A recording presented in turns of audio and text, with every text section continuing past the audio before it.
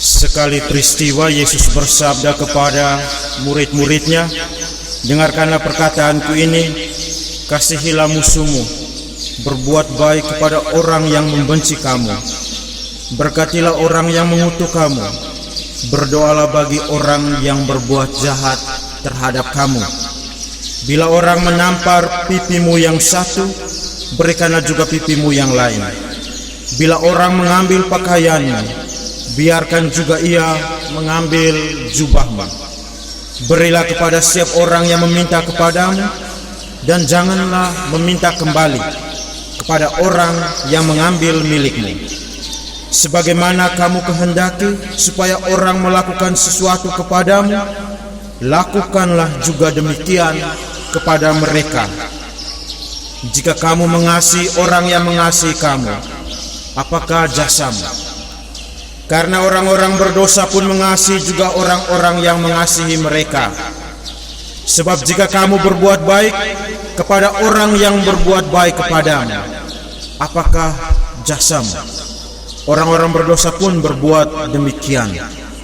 Tetapi kamu, kasihilah musuhmu, dan berbuatlah baik kepada mereka, dan pinjamkan tanpa mengharapkan balasan.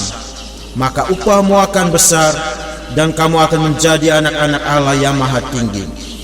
Sebab ia baik terhadap orang-orang yang tidak tahu berterima kasih, dan terhadap orang-orang jahat. Hendaklah kamu murah hati, sama seperti Bapamu adalah murah hati. Janganlah kamu menghakimi, maka kamu pun tidak akan dihakimi. Janganlah kamu suka mempersalahkan, maka kamu pun tidak akan dipersalahkan. Ampunilah, maka kamu akan diampuni. Berilah, maka kamu akan diberi. Suatu takaran yang baik, yang dipadatkan, yang diguncang, dan yang tumpah keluar, akan dicurahkan ke dalam pangkuanmu. Sebab ukuran yang kamu pakai untuk mengukur, akan diukurkan pula kepadamu." Demikianlah sabda Tuhan.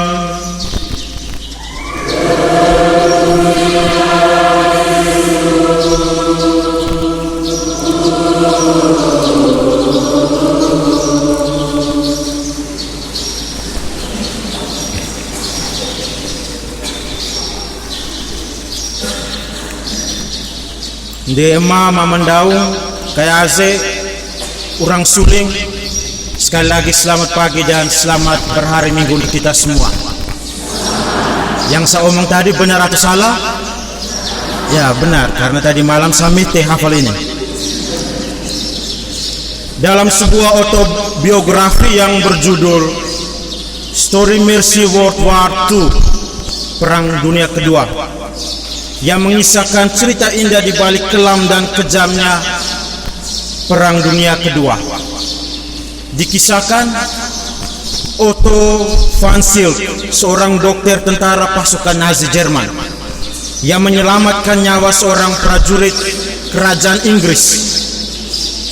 Alih-alih membunuh pasukan musuh, prajurit Otto memilih untuk menyelamatkan nyawa prajurit Inggris itu dari kepungan pasukan Nazi.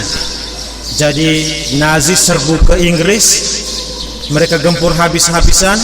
Ada satu tentara yang sudah sekarat, Dokter Otto ini yang menyelamatkan, yaitu dokter tentara. Karena belas kasih, ia mengobati prajurit itu dan membiarkan prajurit Inggris itu pergi. Dan sebagai imbalannya, prajurit Inggris itu memberikan uang logam perak kepada prajurit Otto, uang logam. Lalu prajurit Otto menyimpan uang logam perak itu di saku baju di sebelah kiri. Dia simpan di saku baju tapi di sebelah kiri. Medio tahun 1945, pasukan sekutu kembali menyerang Jerman. Ini mulai akhir dari Perang Dunia Kedua. Ini Perang Berlin. Pasukan Jerman dibombardir habis-habisan. Prajurit Otto ikut dalam pertempuran itu dan ia ditembak beberapa kali. Dan tembakan yang paling fatal adalah tembakan yang mengarah ke jantungnya. Prajurit Otto merasa ia akan mati karena memang dia rasa jantungnya kena peluru. Tetapi setelah memegang dada kirinya, tidak ada darah, hanya rasa nyeri, pengaruh terjangan peluru. Dan ternyata uang logam perak telah menyelamatkan nyawanya. Uang logam tadi melindungi jantungnya dari terjangan peluru. Itu hari dia simpan itu uang logam di saku kiri. Orang tembak, jadi peluru itu kena di uang logam, tahan. Singkat cerita, ia tetap hidup dan menjadi tawanan sekutu.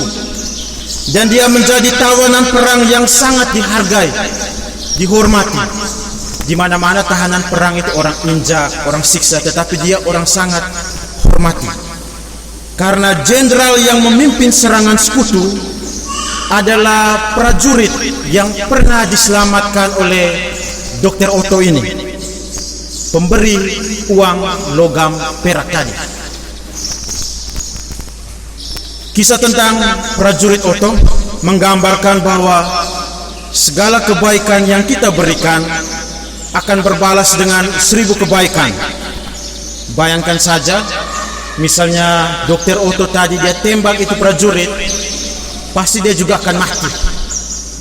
Setelah itu dia jadi tawanan perang sebagaimana mestinya. Sebagaimana yang ditegaskan dalam sabda Yesus, kalau kita dengar baik-baik dalam Injil tadi, sebab ukuran yang kamu pakai akan diukurkan pula kepadamu. Apa yang kau tanam, itu yang akan kau panen.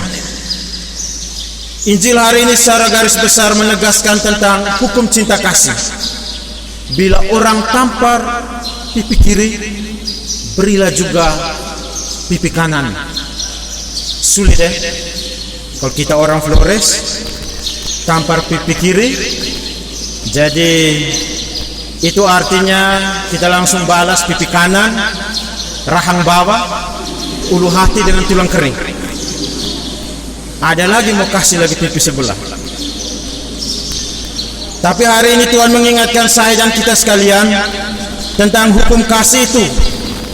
Dendam yang dibalas dengan dendam, amarah yang dibalas dengan amarah akan menghasilkan dendam dan amarah yang baru dan berkepanjangan. Namun dendam yang dibalas dengan pengampunan, amarah yang dibalas dengan maaf, akan menghasilkan kebaikan yang baru dan berkepanjangan pula. Kita di Flores mungkin lain. Dendam ya gas terus. Ini hari kau lempar saya punya rumah, besok saya balas. Sehingga tidak heran ada banyak konflik-konflik yang berkepanjangan karena baku balas. Dari nenek moyang sampai dengan anak cucu. Mungkin sulit tetapi upahnya besar. Sebagaimana yang dialami oleh prajurit Otto dalam kisah di atas. Prajurit Otto alami karena dia bisa mengampuni, membawa kebaikan.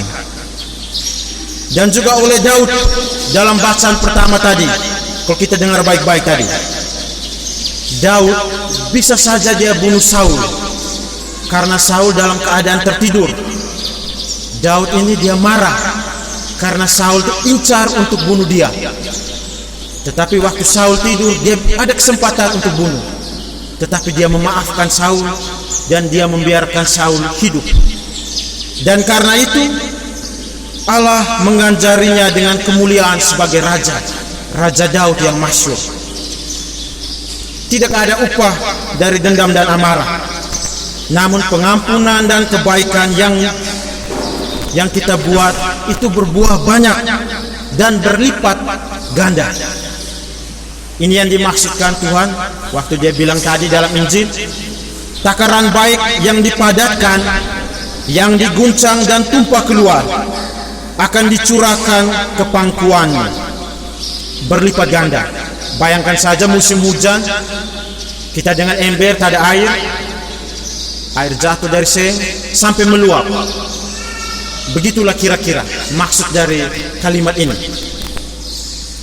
Tuhan Yesus, Raja Daud dan prajurit Otto mengingatkan saya dan kita sekalian akan rahmat dari pengampunan, maaf, dan kebaikan.